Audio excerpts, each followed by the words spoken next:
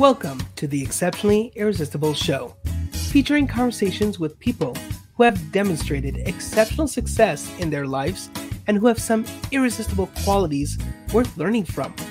Come learn how others have created an exceptionally irresistible life.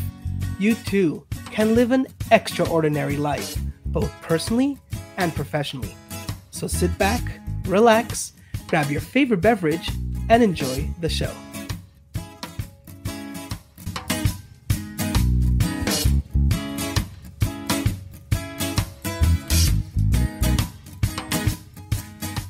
Hello and welcome to another episode of the Exceptionally Irresistible Show. We are on episode 15. That means we are on another recap episode. Today I want to share with you something really, really important. What is the connection? How do we connect the me or the you to the people that we are surrounded with? Our employees, our team members, just all the people who make up our world, our business world, our professional world, our personal world, whatever world it is that we're part of, the entire part of it, really. So how do we connect the inner me, the me, with them, and why that's important? All right, so before we get into that, I want you to do this with me. Close your eyes. And what do you see? What is it that you see when you just close your eyes? Try it. Close your eyes, and what do you see?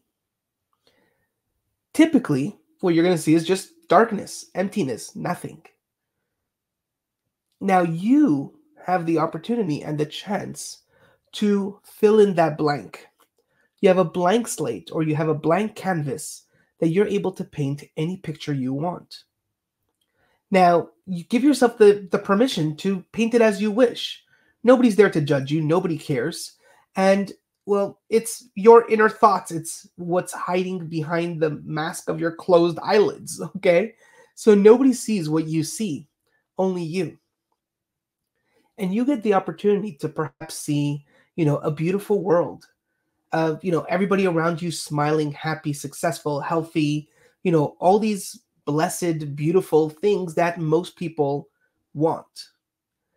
And you have that opportunity to see that. Now, a lot of people are going to call that dreams or ambitions or visions or whatever the name they're going to give it. That's what that is. And it's coming from a deeper inner sense of self. You see, what you're doing when you're closing your eyes, and by the way, you could open up your eyes now if you're still closing them. But what you're doing when you close your eyes is that you are just blocking all the external noise that's outside. Scientifically proven, when we have our eyes open and we're looking out, what happens inside is that, all this light is being drawn into us through our eyes. I'm not going to get too scientific with you, but basically our eyes interpret these lights that come, send signals to our brain, and our brain categorizes what we see.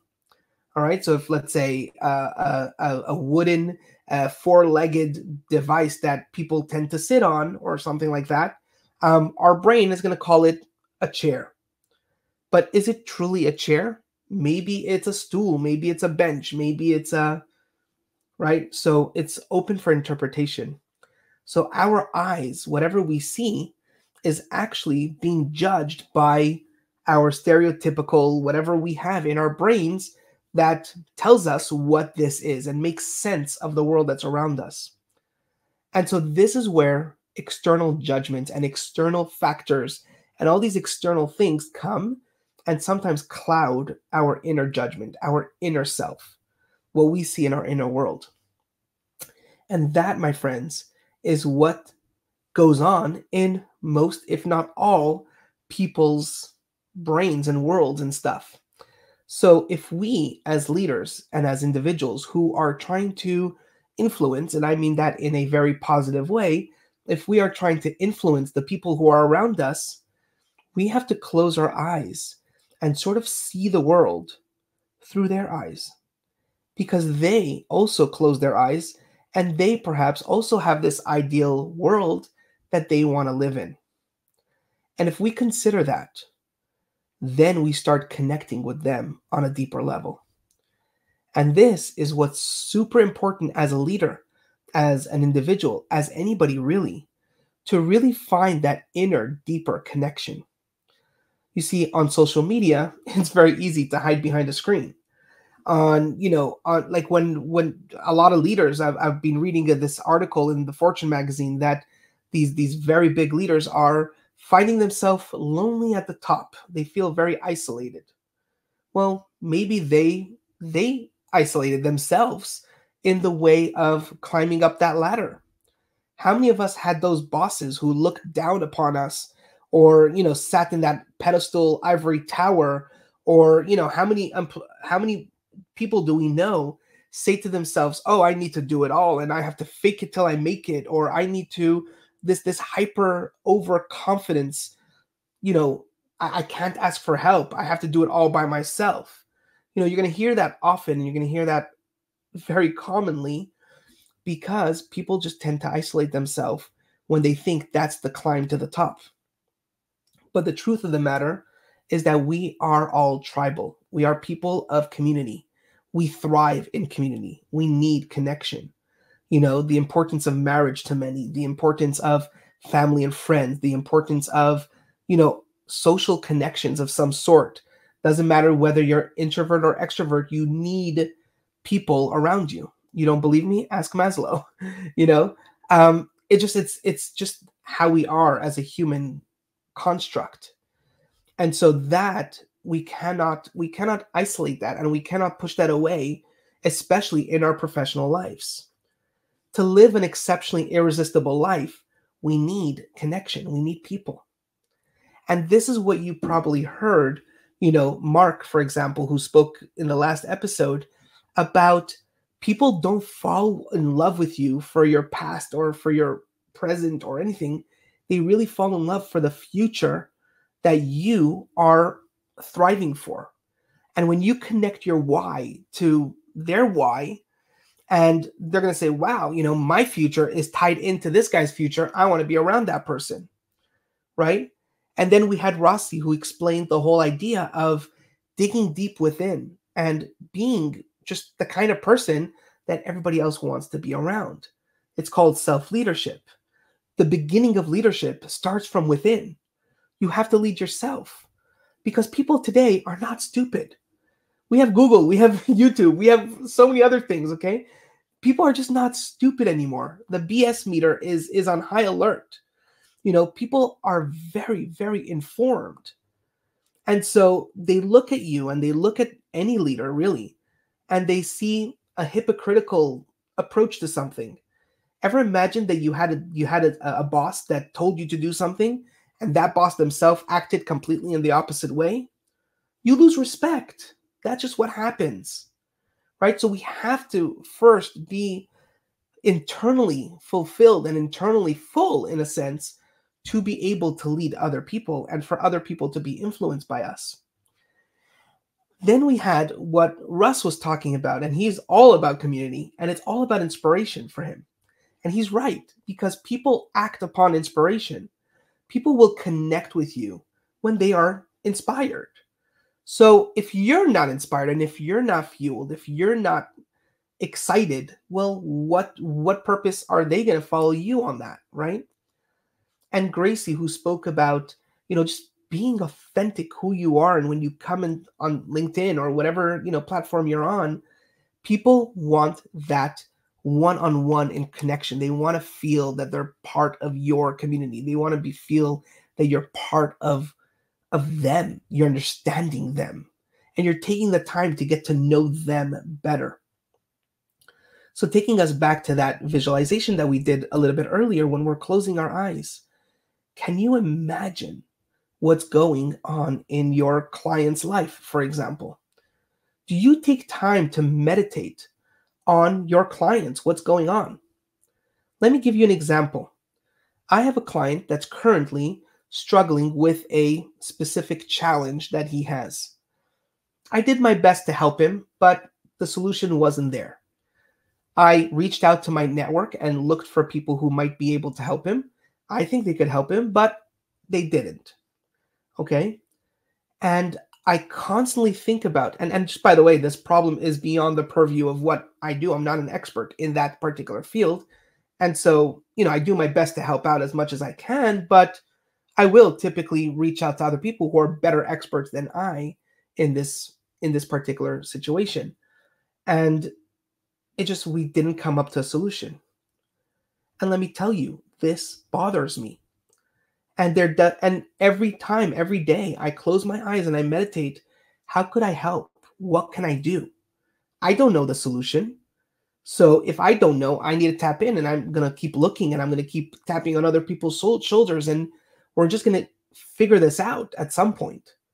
And I'm a believer, so I think, if it's so beyond my hands, God put the right person in my path to be able to, assist this individual. You see, this is coming from a very deep place because I truly care about that individual, and I really, really am trying to help him.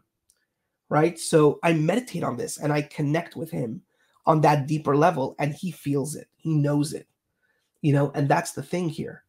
And you're no different. You could do the exact same thing, but if you take a moment to actually care and to take a moment to close your eyes and meditate on individuals who are in your network, how can you make their life better, whether it's you being the solution or people in your network, or maybe even just by prayer or by sending them good vibes. And this doesn't have to be just in issues at work or whatever. This could also be personal issues, or maybe even personal happiness, times, right? So a friend had a child. Be truly happy for them. Meditate on closing your eyes, and what does it look like when they're closing their eyes? And when we start connecting on that level, people start to notice. People start to feel that. Because let me tell you, when we close our eyes, it goes beyond who we are when we look in the mirror. We don't see color. We don't see race. We don't see religion. We don't see gender. We don't see status. We don't see anything when we close our eyes. And that's the exact same thing that happens when the other person's closing their eyes. And when we start connecting those two components, and when we connect on a level of beyond judgment, beyond what we see with our eyes, that, my friends, digs a deep connection. And there is no money in the world that can justify the value of what that brings to the other person. And people who are potentially your clients or any other income producing connections that you have want to be around you, and want, because it's important. You made them feel important. You're seeing their world from their eyes. You're not judging them. You're not, you're really, really connecting with them on a deeper level. So that's my message for you today. That's the recap from what we've learned from these incredible individuals. If you missed it, go back and check it out. They are amazing, amazing episodes. And we have some more incredible episodes coming your way. Don't forget, my name is Yermi Kurkus. I'm a strategic connections advisor. I help you build strategies for your business that's going to take it and propel it to a level beyond your imagination. I help those people who have a legacy mind, who think about their legacy and who think about creating an environment for their people who are around them and who are influenced and impacted by them in the long run. And that, the long run goal, the long-term goal, is very profitable financially as well. And people will remember you for the contributions that you brought to this world, because you, my friends, are exceptionally irresistible. Have a good one. That's it for this week's episode of the Exceptionally Irresistible Show. What has inspired you to take action in your life? Take action now. Take the first step. Share it with a friend or write it in a journal. Subscribe and share this episode. And remember, you too are exceptionally irresistible.